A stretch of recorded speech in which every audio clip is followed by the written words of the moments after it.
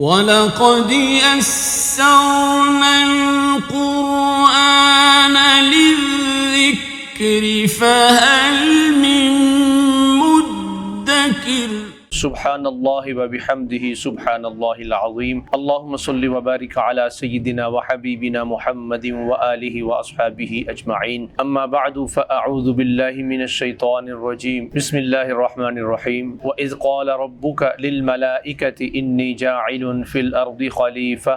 سورہ بقرہ کی آیت نمبر 30 کی تفسیر لے کر آپ کی خدمت میں حاضر ہیں۔ اللہ رب العالمین نے زمین کے اندر اپنا نائب بنانا چاہا تو اس کے حوالے سے فرشتوں سے مشورہ کیا، جس کا ذکر اس آیت مبارکہ کے اندر ہے۔ ارشاد ربانی ہے وَإِذْ قَالَ رَبُّكَ لِلْمَلَائِكَةِ، اور حبیب وہ وقت یاد کیجئے جب آپ کے رب نے فرشتوں سے کہا انی جاعل فی الارض خلیفہ، بے شک میں زمین کے اندر اپنا نائب بنانے والا ہوں۔ قالوا، فرشتوں نے جواباً عرض کیا اتجعل فیہا من یفسد فیہا، باری تعالی تو زمین کے اندر اس کو خلیفہ بنائے گا جو اس کے اندر فساد کرے گا، وَيَسْفِكُ الدِّمَاءَ، اور وہ خون بہائے گا، وَنَحْنُ نُسَبِّحُ بِحَمْدِكَ، اور ہم تیری تعریف کے ساتھ تیری پاکی بیان کرتے ہیں، وَنُقَدِّسُ لَكَ، اور تیرے لیے پاکیزگی بیان کرتے ہیں۔ قال، اللہ تعالیٰ نے فرشتوں کے جواب میں ارشاد فرمایا انی اعلم ما لا تعلمون، فرشتوں جو میں جانتا ہوں وہ تم نہیں جانتے۔ وَإِذْ قَالَ رَبُّكَ، فرشتوں سے آپ کے رب نے فرمایا، لفظ ملائکہ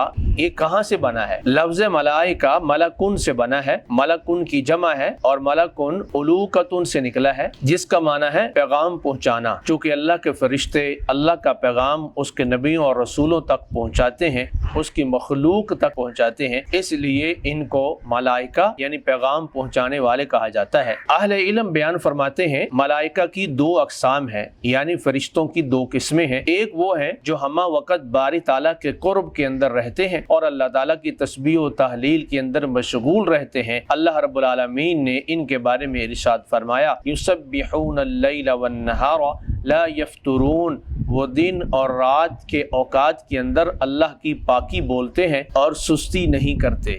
فرشتوں کی دوسری قسم وہ ہے جو خدائی نظام کو چلانے والی ہے۔ ان فرشتوں کو مدبرات امر کہا جاتا ہے۔ مدبرات تدبیر کرنے والے، اللہ کے حکم کی، اس کائنات کے نظام کی جو تدبیر کرتے ہیں، چلاتے ہیں، ان کو مدبرات امر کہا جاتا ہے۔ باری تعالیٰ نے قرآن پاک میں ارشاد فرمایا فالمدبرات امرا، قسم ہے ان فرشتوں کی جو خدائی نظام کی تدبیر کرنے والے ہیں، اللہ کے حکم کو پورا کرنے کے لیے تدبیر کرتے ہیں۔ یہ وہ فرشتے ہیں جو اللہ تعالیٰ کے حکم کے اندر ذرہ برابر بھی کوتاہی نہیں کرتے، جو اللہ تعالیٰ کی طرف سے ان کو حکم ہوتا ہے یہ بجا لاتے ہیں۔ اللہ پاک نے ان کی اس صفت کو بیان کرتے ہوئے ارشاد فرمایا لا یعصون اللہ ما امرہم ویفعلون ما یؤمرون، ان فرشتوں کو اللہ تعالیٰ جو بھی حکم دیتا ہے وہ اس حکم کو پورا کرنے میں اللہ تعالیٰ کی ذرہ برابر بھی نافرمانی نہیں کرتے، اور جو ان کو حکم دیا جاتا ہے وہ کر گزرتے ہیں۔ فرشتوں کے بارے میں اہل اسلام کا کیا نظریہ ہے؟ اس کے جواب کے اندر اہل علم لکھتے ہیں ہم مسلمان اس بات کے اوپر یقین رکھتے ہیں کہ فرشتے اللہ تعالیٰ کی نورانی مخلوق ہے جو مختلف شکلیں بدل سکتی ہیں۔ اللہ تعالیٰ نے ان کو عقل سے نوازا ہے، یہ مختلف شکلیں بدل کر مختلف حالتوں کے اندر زمین کا نظام چلاتے ہیں اور ان کی حقیقت کو اللہ ہی جانتا ہے۔ اللہ رب العالمین نے ہمیں ایمان لانے کا کہا ہے، ہم فرشتوں پر ایمان لاتے ہیں۔ آگے ان کی حقیقت کیا ہے کہ وہ پر کس طرح کے ہیں، وجود کس طرح کا ہے، اس بات کا چونکہ ہمیں مکلف نہیں کیا گیا، ہمیں اتنا ہی مکلف کیا گیا ہے کہ تم فرشتوں پر ایمان لاؤ، ان کے افعال جو ان کی ذمہ داریاں اللہ نے ان کے سپرد کی ہیں ان پر ایمان لاؤ۔ تو ہم ہر اس چیز پر ایمان لاتے ہیں جو اللہ تعالیٰ کے قرآن نے اور اللہ کے محبوب علیہ السلام کے فرمان نے فرشتوں کے بارے میں عقیدہ رکھنے کے حوالے سے وضاحت فرمائی ہے، اور باقی معاملات کو اللہ کی ذات پہ چھوڑ دیتے ہیں اور فرشتوں پر ہم ایمان لاتے ہیں۔ فرشتے آنے واحد کے اندر زمین و آسمان کا سفر طے کر لیتے ہیں۔ اس بات کو سمجھنا آج کے آئی ٹی اور سائنس کے دور کے اندر مزید آسان ہو چکا ہے کہ آنے واحد کے اندر زمین سے چاند تک انسان گفتگو بھی کر لیتا ہے، تصویر بھی دیکھ لیتا ہے، سمندر پار انسان سے رابطہ کر لیتا ہے اور یہ کام چند سیکنڈ کے اندر ہو جاتا ہے، اسی طرح اللہ پاک نے فرشتوں کو وہ قوت عطا فرمائی ہے کہ وہ چند سیکنڈ کے اندر آسمان و زمین کی سیر کر لیتے ہیں۔ آسمان و زمین کے اندر جو اللہ ان کو حکم دیتا ہے وہ اس حکم کی تعمیل کر لیتے ہیں، اور وہ اللہ پاک کے حکم کی تعمیل میں